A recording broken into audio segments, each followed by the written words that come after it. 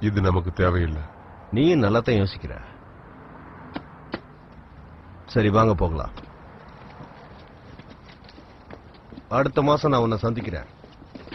அப்ப நீ கரெக்டா பேலன்ஸ கொடுத்துடணும். நீங்க நிறைய ஒர்க் கொடுத்தீங்கன்னா சீக்கிரம் கொடுத்துருவேன். உனக்கு நல்ல வேலையை சீக்கிரம் தரேன்.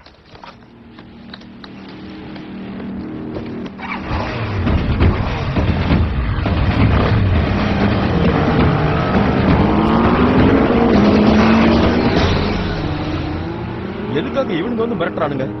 அது பெரிய கதை, அப்புறம் சொல்றேன். வாங்கிருந்து போலாம்.